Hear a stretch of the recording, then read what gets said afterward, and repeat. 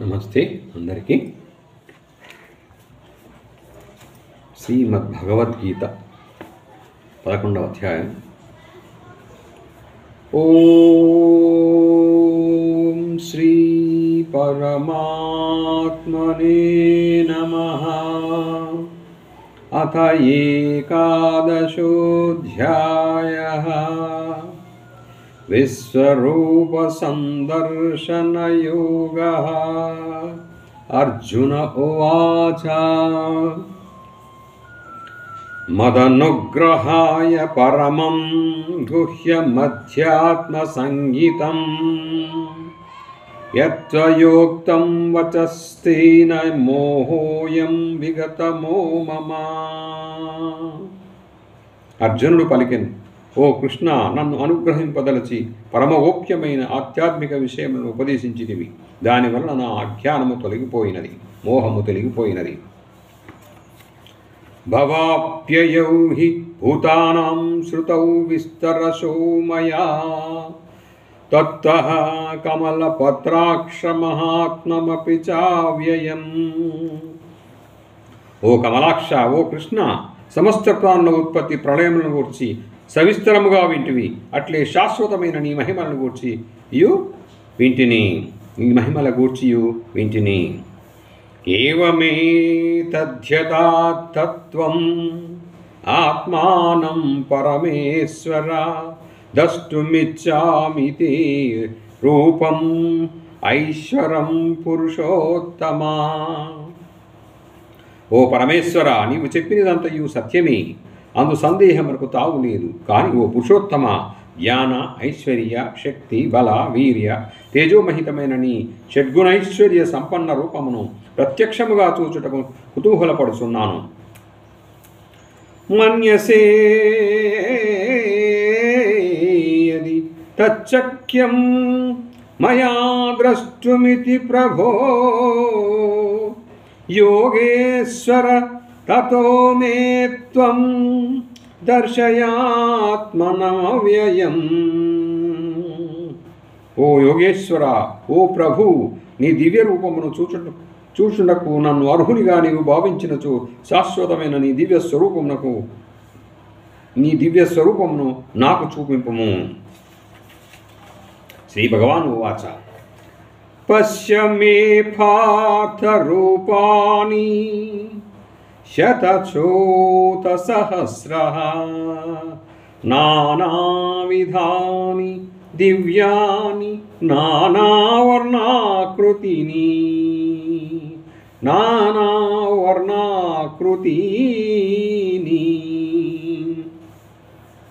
శ్రీ భగవానుడు పలికెను, ఓ అర్జున, అసంఖ్యాకములైన బహువిధములైన పెక్కువర్ణములు ఆకృతులు గల నా అలౌకిక రూపములను చూడుము.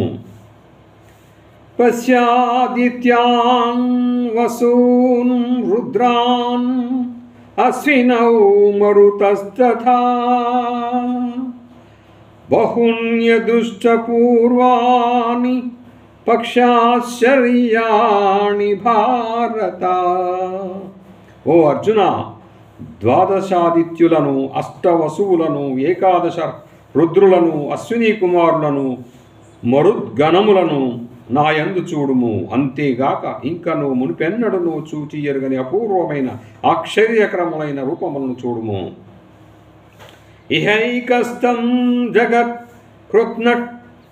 కృత్న పశ్యాద్య సచరాచరం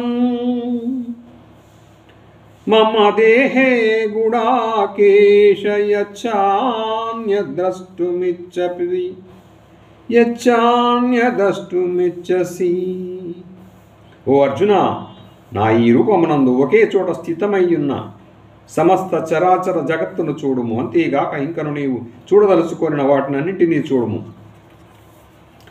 సతు మాం శక్యసే ద్రష్టుం అనేనైవ సచక్షుషా దివ్యం దదామి తే చక్షుః పశ్య మే యోగమైశ్వరం.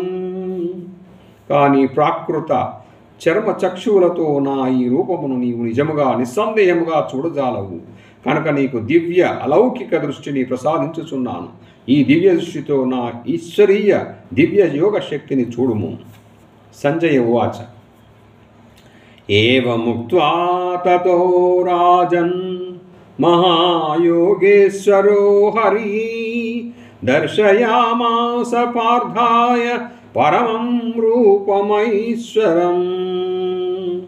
సంజయుడు పలికెను, ఓ రాజా, మహాయోగీశ్వరుడును పాపములను హరించువాడును అయిన భగవానుడు ఈ విధముగా పలికి అనంతరము షడ్గుణైశ్వర్య సంపన్నమైన తన పరమదివ్య స్వరూపమును అర్జునకు చూపెను. అనేక వక్తనయనం అనేకాద్భుత దర్శనం అనేక దివ్యాభరణం దివ్యానేకోద్యతాయుధం దివ్యమాల్యాంబరధరం దివ్యగంధానులేపనం సర్వాక్షరీయమయం దేవం అనంతం విశ్వతోముఖం అనంతం విశ్వతోముఖం.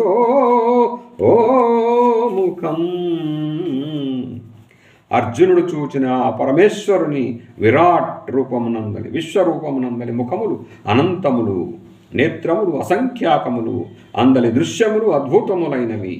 ఆ రూపము అనేక దివ్యాభరణ శోభితము. ఆ పరమేశ్వరుడు పెక్కు దివ్యాశ్చరములను చేపట్టియుండెను. దివ్యములకు మాలలను వస్త్రములను ధరించియుండెను. ఆ దివ్య శరీరము నుండి దివ్య చందన పరిమళములు దశ దిశల గుబాలించుచుండెను. ఆ రూపము సర్వాక్షరీయకరము, అనంతము, సర్వతోముఖము. దివి సూర్య సహస్రస్య భవేద్యుగ పదుత్థితా యతి బాహ సదృశీ సా స్యాత్ భాసస్థస్య మహాత్మనః. ఆకాశంలో వేల కొలది సూర్యులు ఒక్కుమ్మడిగా ఉదయించినచో వచ్చు కాంతిపుంజములను ఆ విరాట్ రూప తేజస్సులకు సాటిరావు. తత్రైకస్థం జగత్కృత్స్నం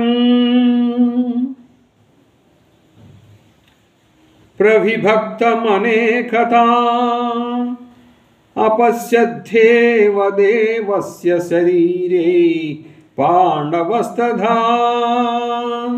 ఆ సమయమున అర్జునుడు ఆ దేవాది దేవుని శరీరమునందు అసంఖ్యాకములైన వివిధ బ్రహ్మాండములు వేర్వేరుగా ఒకే చోట కేంద్రీకృతమయ్యున్నట్లు సూచను. తతః స విస్మయావిష్టో హృష్టరోమా ధనంజయః ప్రణమ్య శిరసా దేవం కృతాంజలిరభాషత. అద్భుతమైన ఆ పరమాత్ముని విశ్వరూపమును చూచి అర్జునుడు ఆశ్చర్యచకితుడై పులకితాకృతుడయ్యను. తేజోమయమైన విశ్వ విరాట్ రూపమునకు భక్తి శ్రద్ధలతో సాష్టాంగ ప్రణామములాచరించెను. తదనంతరము చేతులు జోడించి ఇట్లు పలికెను. అర్జున యువాచ పశ్యామి దేవాస్తవ దేవాంస్తవ దేవదేః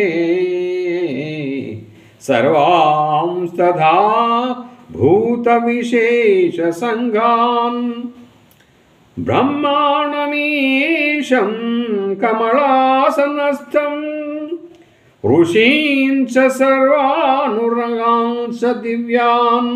అర్జునుడు పలికెను, ఓ దేవాదిదేవ, నీ విరాట్ రూపమునందు సకల దేవతలను, నానావిధ ప్రాణికోటిని, కమలాసనుడైన బ్రహ్మను, మహాదేవుడైన శంకరుని, సమస్త ఋషులను, దివ్య సర్పములను చూస్తున్నాను. అనేక బాహుదర వక్త్రనేత్రం పశ్యామి త్వాం సర్వతో అనంతరూపం నాంతం న మధ్యం న పునస్తవాదిం పశ్యామి విశ్వేశ్వర విశ్వరూపా. ఓ విశ్వేశ్వర విశ్వరూప, నీ బాహువులు, ఉదరములు, ముఖములు, నేత్రములు అసంఖ్యాకములు. నీ అనంతరూపము సర్వతోముఖముగా విలసిల్లుచున్నది. నీవు ఆది మధ్యాంతరరహితుడవు. మహత్వపూర్ణమైన నీ దివ్య రూపమునకు ఆది మధ్యాంతములను తెలుసుకోలేకున్నాను.